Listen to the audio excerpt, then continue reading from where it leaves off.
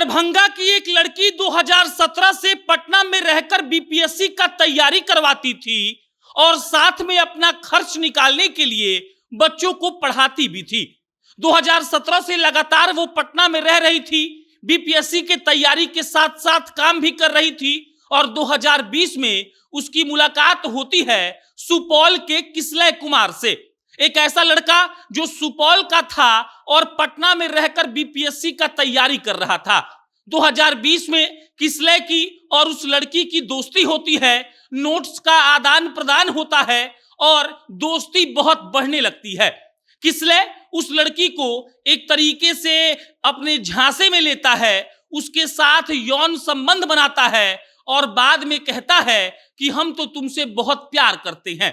कहानी यहीं पर खत्म नहीं होती है। एक बार किसलय उसके घर जाता है, जिस गर्ल्स हॉस्टल में वो रह रही थी वहीं पर। एसके पुरी का ये मामला है। पटना के एसके पुरी थाना क्षेत्र के तहत जो गर्ल्स पीजी था वहीं पर वो लड़की रहती थी और किसलय कुमार जाता है गर्ल्स पीजी में नोट्स के बहाने और फ्रूटी में नशीली दवा मिलाकर वो उस लड़की को पिला देता है।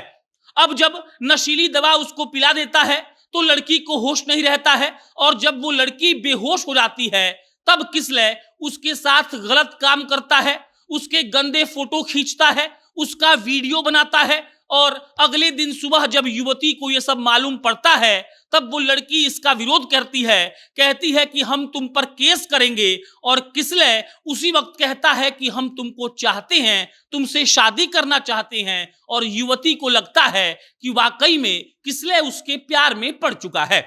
उस लड़की को लगता है कि कोई बात नहीं, हम इससे शादी करने को तैयार हैं। दोनों पटना में रहकर बीपीएससी का तैयारी भी कर रहे थे, अपने अपने क्षेत्र में ठीक ठाक जानकारी थी, लड़की मेहनती थी, वहां पर काम भी कर रही थी और पढ़ाई भी कर रही थी और किसलय उसको झांसा में लेकर उसके साथ लगातार संबंध बनाता है और हर बार कहता है कि बीपीएससी निकल जाने के बाद हम तुमसे शादी कर लेंगे। लड़की किसलय के बात में आ चुकी थी और इधर लड़का बीपीएससी निकाल लेता है। अब जब वो बीपीएससी निकाल लेता है तब उसको सुपौल में राजस्व पदाधिकारी बना दिया जाता है। सुपौल में ज्वाइन करने के बाद वो लड़की उससे कहती है कि अब शादी करो।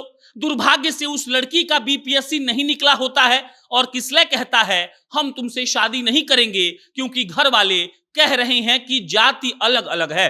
वो लड़की कहती है शादी तो तुमको करना पड़ेगा। किसलय कहता है घर वाले 50 लाख रुपया का दहेज मांग रहे हैं और मामला इतना बढ़ जाता है कि लड़की थाने पहुंच जाती है। किसलय के घर वाले कहते हैं कि 50 लाख रुपया तुमको देना पड़ेगा या तुमको बीपीएससी निकालना पड़ेगा, तभी हम अपने बेटे का शादी तुम्हारे साथ करेंगे। और इधर लड़की ये कहती है कि इसने झांसा देकर मेरे साथ संबंध बनाया, हर बार इसने मुझसे कहा कि हम तुमसे शादी करेंगे, हमको संबंध बनाने दो। ये प्यार का नाटक कर रहा था, हम सचमुच इसके बात को सही मान रहे थे, लेकिन बीपीएससी निकल जाने के बाद, राजस्व पदाधिकारी बन जाने के बाद किसलय इन सब बातों से मुकर गया और वो ये कह रहा था कि हम तुमसे शादी नहीं करेंगे या फिर 50 लाख रुपया तुम्हारे घर वालों को देना पड़ेगा। लड़की इतनी विवश हो गई कि वो उसके घर जाती है और जब लड़की घर जाती है किसलय के, तब उसके घर वाले कहते हैं कि हम तुमको जान से मार देंगे या फिर तुम इसकी जिंदगी से चली जाओ।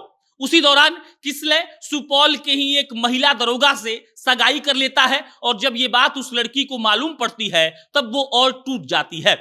आप सोचिए, भरोसे में लेकर एक लड़का 3 साल तक एक लड़की से संबंध बनाता है, कहता है कि बीपीएससी निकलने के बाद शादी करेंगे। लड़की उसके प्यार में आ गई थी, उसके नाटक को सच मान रही थी और जब वो लड़का बीपीएससी निकालकर राजस्व अधिकारी बन जाता है तब कहता है कि 50 लाख रुपया का दहेज दो और अगर दहेज नहीं दोगी तब शादी नहीं करेंगे। लड़की जब घर वालों के पास जाती है तब घर वाले कहते हैं कि शादी तो तुमको करना है तो 50 लाख देना पड़ेगा वरना शादी नहीं करेंगे और ज्यादा तंग करोगी तो तुमको जान से मार देंगे। लड़की इसके बाद एसके पुरी थाना पहुंचती है, थानेदार साहब को रिपोर्ट लिखाई जाती है, किसलय सहित उसके माता पिता और 7 लोगों को नामजद किया जाता है और फिलहाल जांच चल रही है। बीपीएससी की तैयारी कर रही उस लड़की की उम्र फिलहाल 32 साल है, बहुत परेशान है। उसको भरोसा था किसले पर, नौकरी निकल जाने के बाद, अच्छा अधिकारी बन जाने के बाद वो उसका साथ देगा, लेकिन अफसोस अधिकारी बन जाने के बाद उसने महिला दरोगा से सगाई कर ली है और लड़की को छोड़ दिया ये कहकर कि या तो बीपीएससी निकालो या तो 50 लाख रुपए का दहेज दो। बाकी इस पर कोई अपडेट आएगा हम आपको इत्तला करेंगे। फिर जल्दी किसी नई खबर के साथ मिलेंगे। बहुत बहुत धन्यवाद।